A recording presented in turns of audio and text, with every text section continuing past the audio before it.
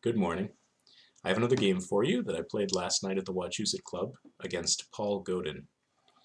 But first I'd like to take a look at a game we played together a little bit more than a year ago in late 2017. He had the white pieces. I don't know what his rating was at the time, but right now it's 1977. And he opened with e4. And after my e5 and knight f3, knight c6, bishop c4, bishop c5, we have the Italian game. c3, knight f6, d3, castle kingside, and I won't comment much on these moves, both because I want to save time so that I can show you both games, and because I don't know much about e4, e5 theory. d6, bishop e3. This kind of thing comes up a lot in this opening. It's an interesting instance of double tension that can result in the creation of doubled pawns. But the impression I get is that neither player really minds these doubled pawns. Did I take? Yes, I did, okay. If I take on e3, yes, white has double e-pawns, and normally doubled pawns aren't so great. But here, white's extra e-pawn guards some important central squares. And should black ever play d5, allowing a trade on that square, white will have another e-pawn with which to play e4 and re-establish a very strong center. And should the tension be allowed to remain and white take on c5, black also sort of doesn't mind having doubled pawns on the c file, as it gives him more control of the d4 square, which makes it harder for white to play d4, which is a normal kind of break for him. So I played bishop takes e3, f takes e3, knight a5. And the idea with knight a5, I believe, was either to trade knight for bishop, which would be great, or to get white to play bishop b5, at which point I could play a6, bishop a4, b5, and after he retreats to c2, c5. I've seen this kind of thing in the Ruy Lopez. It's just a way for black to expand a lot on the queen side with tempo. Paul played knight bd2. I played knight c6, bringing my knight back into the game. And Paul played queen e2. I played bishop g4. In hindsight, I think maybe I should have found something better to do with this bishop, perhaps put it on b7. Partly so that if white ever opens the a file with a4 and a takes b5, the bishop is somewhat in support of my attempt to control that file. And also so that it's putting pressure on the e4 pawn, although I'm not sure how important that is with white defending that pawn more than adequately. An alternative would have been maybe to play h6 and then stick the bishop on e6. I don't know enough about this kind of situation to know which of those is the right idea, but my bishop g4 looks to me to not accomplish very much. Paul simply played queen f2, and now my bishop, once this knight on f3 moves, is going to be doing next to nothing. I played queen e7, Paul played h3, I played bishop h5, a4, and it's clear here that Paul is giving himself the option of opening the a file with a takes b5, a takes b5, and this is part of why I was thinking maybe I'd rather have that bishop on b7. Bishop to g6 here. This allows knight h4, trading knight for bishop. And I don't remember why I did it. But I think h6 here with the idea to play bishop g6 afterwards and respond to knight h4 with bishop h7 doesn't really help me out, because white can stick his knight on f5, and I'm going to have a hard time coming up with a good enough reason not to take that knight with the bishop after all. I played bishop to g6, he played knight h4. Again, he's trading knight for bishop, which is generally a good trade. Rook f to b8. Black has more space on the queen side, and white has slightly more space on the king side. So black should be trying to open the queen side and find play there. Rook AB1 from Paul, Queen C7, again just kind of shuttling the pieces over to the side of the board on which black has an advantage. Knight takes G6, H takes G6. White has some pressure along the F file, but it's currently defended against well by the queen on C7 and blocked by the knight on F6. So White's going to have to do some work in order to make anything of that. Knight F3, B4, bishop to B3. Yeah, perhaps in hindsight there's something better White can do here. I'm not sure what, but putting the bishop undefended on B3 might allow B takes C4 at some point, or it'll just allow what I played in the game, which is knight A5, threatening to trade that bishop off and forcing White either to retreat it or to allow a knight for bishop trade. I played knight A5, bishop D5, I took that bishop, and then I played queen to D7, hitting this pawn on A4. Alright, and Paul took on B4 at this point, and after rook takes B4, I think it's pretty clear that White has broken that black has broken through on his side of the board before White has on the king side. So black should be a little bit better here. The pieces are starting to wake up. This rook on B4 is particularly good. And it doesn't take very many more moves before black's pieces are significantly better.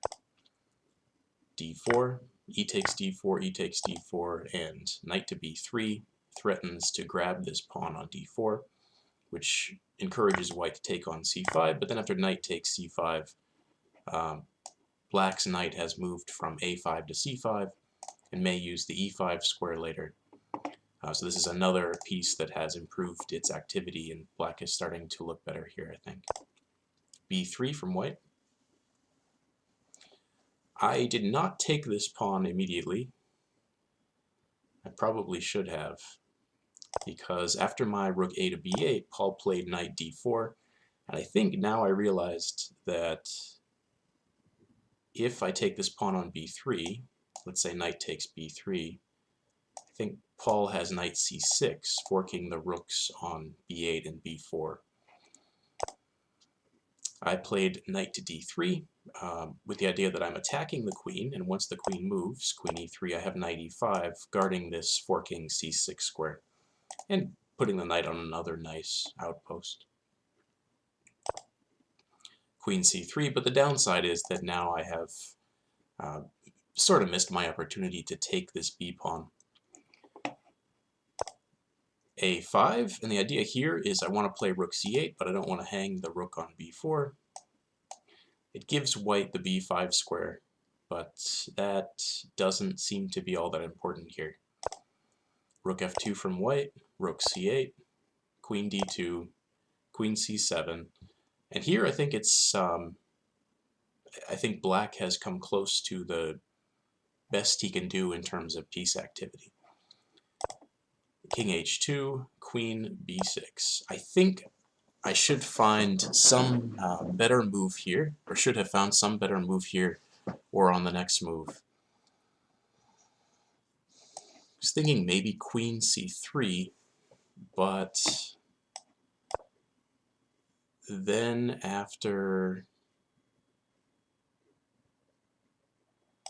maybe queen C3, rook C3, knight B5, I can't really hold on to my D6 pawn. I think I probably wasn't liking the looks of this variation. So I played queen B6 instead, which puts more pressure on the knight on D4, but White turns out to be able to defend against that very well with rook F4. And again here I should have found a better move, but what I went with was G5, because I saw that after that move, the rook only has one square from which it continues to defend the knight on D4, at which point I can play F5. When knight takes F5 allows rook takes E4, and of course a rook move backwards on the E file allows the capture of the D4 knight.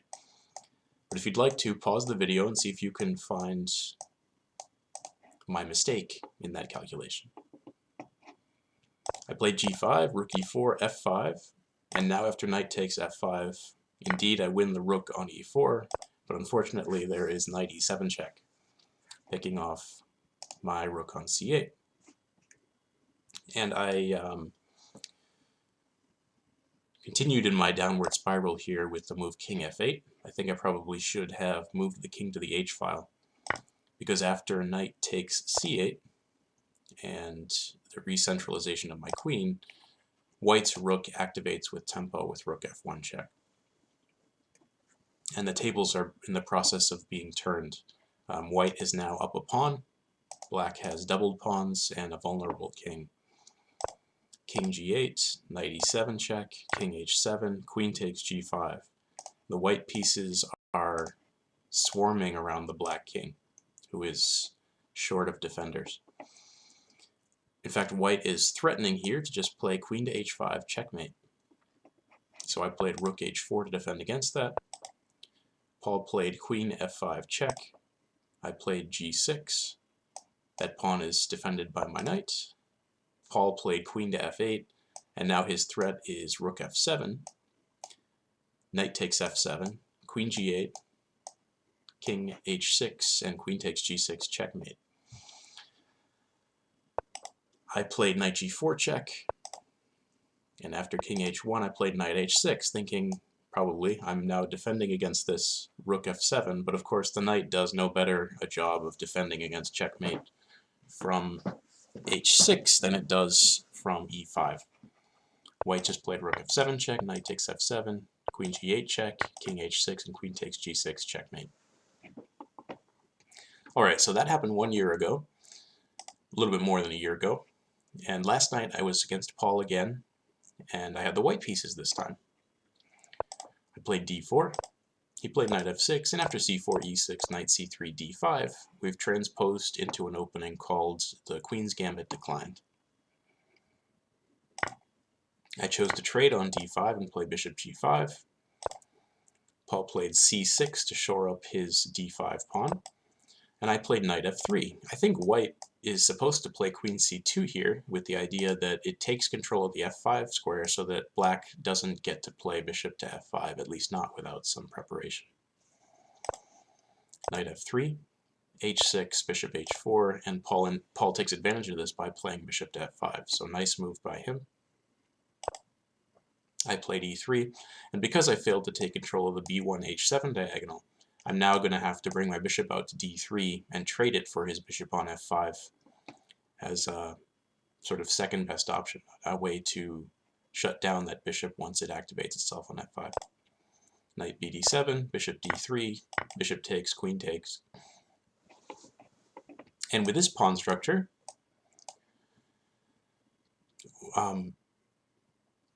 both players are looking to perform what's called a minority attack, and that's when you attack with your pawns on the side of the board on which you have fewer pawns.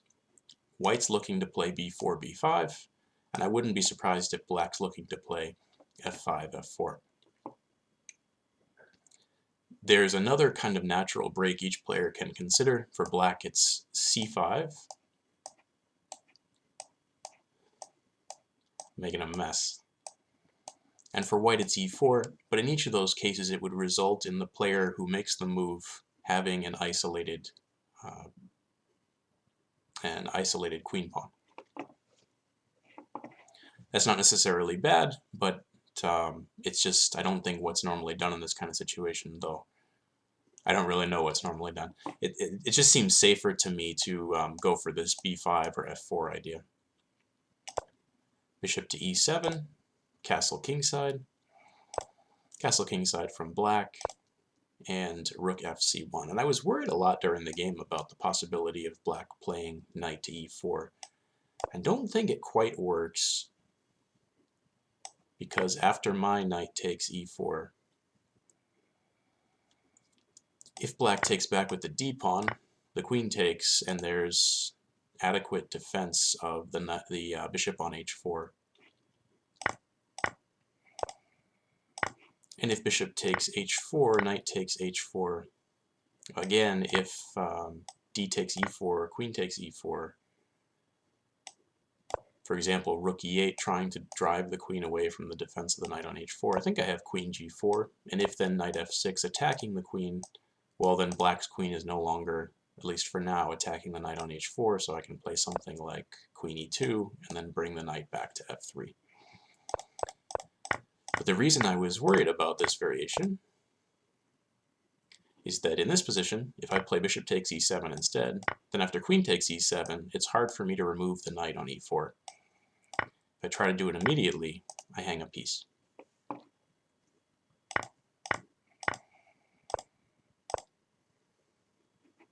But I played rook f to c1, deciding that the variation didn't quite work for black yet, and he played rook e8. And now I think it should work, but I allowed it. I was a little sloppy in this game, to be honest. I made a number of moves, just kind of saying to myself, this either works or I'll come up with some way to make up for it later or back out of it, but that's not the way you want to play the game of chess. It's going to lead to a lot of losses.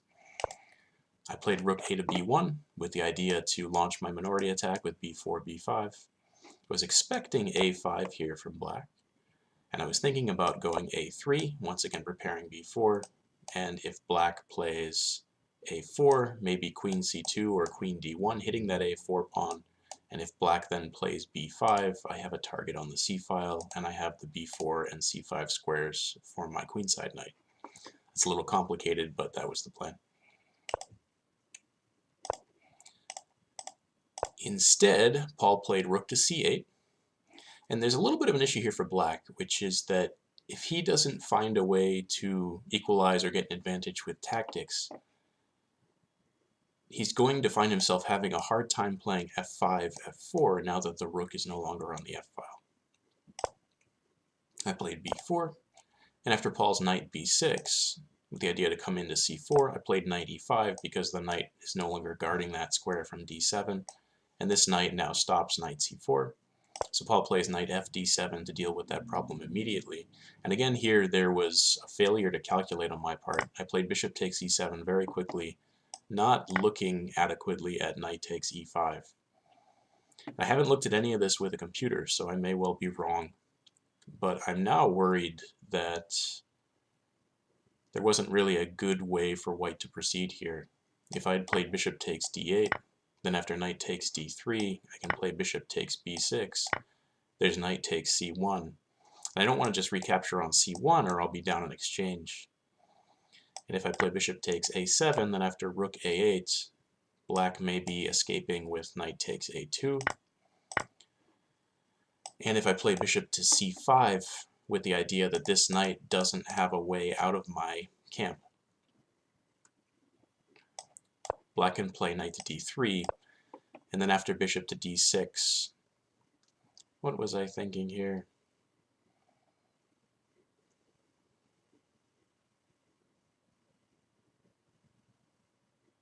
Maybe a5?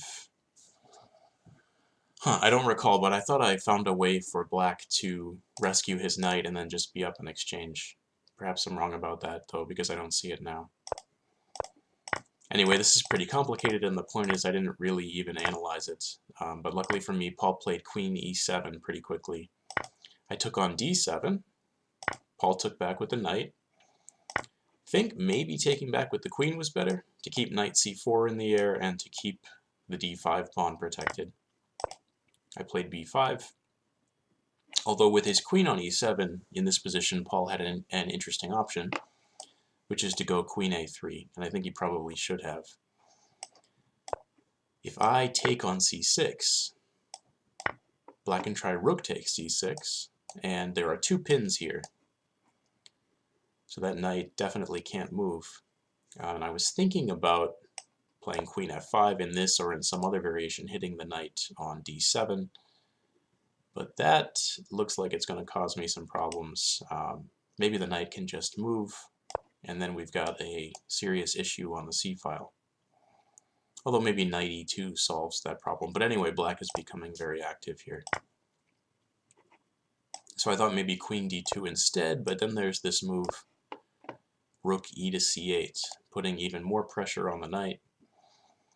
And I can play rook to b3 to defend the knight again and scare the queen away. But then after queen a5, this looks pretty bad for white to me. Black has this knight pinned in two ways. And I can't afford to undo one of the pins with rook c to b1, or I will instantly drop the knight on c3. So this looks like quite a bind, and I think I have been in trouble here. So that probably would have led me to the conclusion that after queen a3 I can't take on c6. I might have had to play queen to d2, and then rook to b3, and then the other rook to b1, and then some kind of capture. But who knows, maybe that would have given black time to play c5. Okay, but black didn't do that. He played knight b6, and the idea is to bring this knight into c4. I took on c6, and again here I think maybe stronger for black would have been to take with the rook, as after b takes c6, this c6 pawn is a serious problem for black, as Paul pointed out after the game, the pawn on a7. I played queen a6. This takes the a3 square away from black's queen, threatens the pawn on a7. If the knight moves, it allows the capture eventually of the c6 pawn by the rook on c1. And it protects the a4 square so that knight a4 to c5 is an option. Notice though that the white pieces are moving very far away from the white king. And Paul, to his credit, does a good job of taking advantage of that. He plays rook c7 first. I played knight a4, and this looks at a glance like a bad move because after queen a3 the knight is pinned, but white has knight c5, at which point the black queen can't get out, so a queen trade is forced. The recapture from white on a6 would come with tempo. That rook would have to continue to defend the c6 pawn, and I think it would be white here who is playing with an advantage. So Paul didn't do that. He played knight c4, improving his knight, not doing anything about knight c5, but cutting the white queen off from the defense of the king side, and setting up possible sacrifices on the e3 square. I played knight c5, and here I don't think a sack on e3 works out for black. Again, I haven't looked at this with a computer, but I was thinking about rook e1 during the game, and black might have queen g5, but then after f takes e3, rook takes e3, maybe just queen to f1, coming back and trying to make everything safe with the idea to take on e3 and play queen f2 to block the check and indirectly defend the d4 pawn.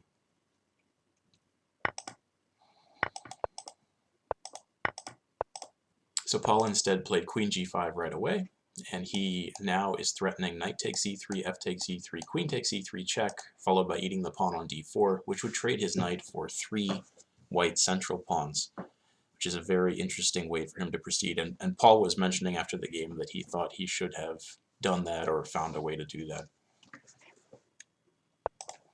I played queen a4. The white queen's been cut off from the king side, and the white knight's not doing very much defensively, and both rooks are placed aggressively as well. So I thought I could be in serious trouble here, and I should maybe move some of my pieces back to the king side to help defend. And what I realized at some point now or a little bit later is that this knight really doesn't belong on c5. It belongs on the f3 square. The reason I say that is that on c5 it looks very attractive and it's restricting the c6 pawn, but if black could move that pawn safely to c5, it wouldn't solve his problems. For example, with the white knight on f3 and the black queen somewhere else, obviously, if black plays c5, white can play d takes c5, and after black recaptures on c5 with something, black has a new weakness on d5 and a very hard time playing d4 because this defensive knight turns out also to be guarding the d4 square. I did eventually realize this though, but first I played queen a4, bringing the queen hopefully back into the game, and guarding this d4 pawn so that after knight takes e3, f takes e3, queen takes e3 check, king h1, there is no queen takes d4.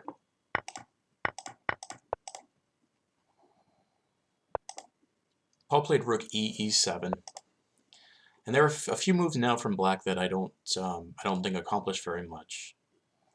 I was thinking during the game that black might benefit from playing knight d2 here, with the combined threat of knight takes b1 and knight f3 check. I was planning on playing rook to b2, and after knight f3 check, king h1, and now black can play knight h4, hitting this g2 pawn again. And I thought about the possibility of playing g3 here, but it looked really dangerous to me after knight f3, queen d1 hitting the knight, and queen to h5 guarding the knight and threatening h2.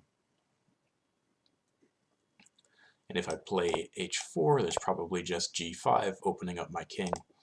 So this is looking really dangerous for white. But then I saw that I could maybe play king g2. If knight takes h2, then the queen on h5 disappears, so that's not good. And if queen takes h2 check, king takes f3, the king is a little bit more exposed, but black doesn't have a way immediately to bring a rook into the game thanks to my nice knight on c5. So maybe after all this was not a big deal. But during the game, until I saw that king g2 idea, I was thinking I'd have to play rook g1 here to defend, which undevelops one of white's rooks, and as Paul mentioned after the game, is something he'd probably have been happy with. Paul didn't do that though. He played rook e7, and this move I don't think accomplishes much. The rooks are not going to be coming to the b file thanks to the knight on c5. And after my queen d1, there's no more knight d2. Paul played rook c8. Perhaps at this point he was saving time and implicitly offering a draw. But by now I had realized that I wanted this knight on f3. So I played knight d3. Paul played queen f6. I played h3. I took a moment to give my king some breathing room because it would eliminate the possibility of black showing up with a heavy piece on my back rank in some variation in the future and checkmating me. Rook c to e8. Maybe black is once again thinking of a sacrifice on e3, but after knight e1, rook e6, knight f3, the knight has gone all the way from c5 back to the king side to defend, and turns out to be a great defender. It almost single-handedly defends against all of the black piece's opportunities to attack. And as I mentioned earlier, even if black finds a way to play c5, I can trade on that square, and the d-pawn is a weakness, and the knight is helping stop black from relieving himself of that weakness. Queen f5 from black, rook b7, invading on the queen side. Now that things have been shored up on the king side, white can go ahead with his plan to invade on the queen side and hopefully win one of black's weak pawns. Rook 6 e7, rook cb1, knight to d6. A lot of this is pretty forcing and pretty natural as a way for black to defend and for white to get his rooks into black's position. Rook takes e7, rook takes e7, rook b8 check. And Paul played king to h7, and originally I was thinking I'd play queen b1 here, offering a trade of queens. But I decided against it because I think without the queens on the board, black's king can find his way to the center in order to help defend against an attack on c6. And I thought that might lead to white not having anything.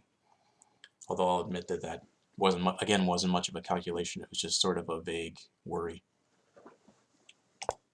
But I played queen a4 instead, attacking this c6 pawn and putting pressure on the pawn on a7.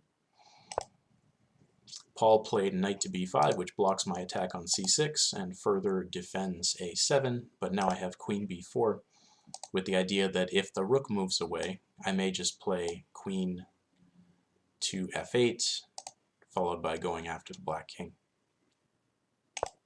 So Paul played queen e6, but now knight e5, and now that black's counterplay has been dealt with on the king side, the white pieces are waking back up again, and it's looking like black's in serious trouble. Knight to c7, and as often happens when your pieces are more active than your opponents, tactics appeared.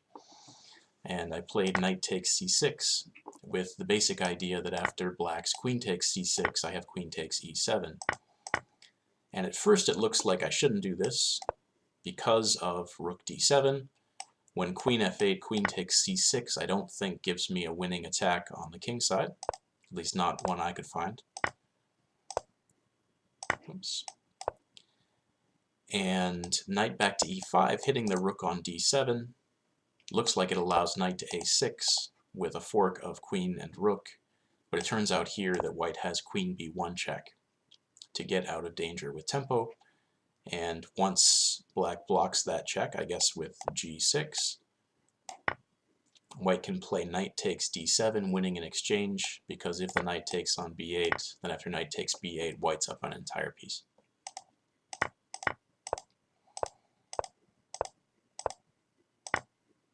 So Paul, I think, correctly rejected both of those options. I'm sorry, that option, that rook d7 option, and played rook e8 instead, blocking the back rank, which makes a lot of sense.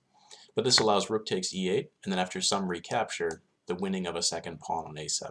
And that's what I went for. So this is a winning position for white, but because the knight's on the side of the board, and because we're in a queen ending, which is always dangerous, it's not exactly a stress-free win for white. It's going to take some maneuvering of the pieces. Turns out, though, that after knight f6, with the idea to come into e4, maybe attack this f2 pawn in conjunction with the queen. Knight b5, knight e4, I'm just in time with knight c3 to scare the knight off of this e4 square by offering a trade. Paul played knight to f6, and now the a pawn starts to roll.